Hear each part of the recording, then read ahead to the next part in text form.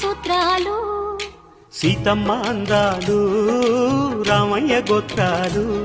రఘురామయ్య వైనాలు సీతమ్మ సూత్రాలు ఏకమవ్వాలంటే ఎన్ని యాత్రాలు ఏకమవ్వాలంటే ఎన్ని యాత్రాలు ఏకమైన చోట వేద మంత్రాలు ఏకమైన చోట వేద మంత్రాలు సీతమ్మ అందాలు రామయ్య గోత్రాలు రఘురామయ్య వైనాలు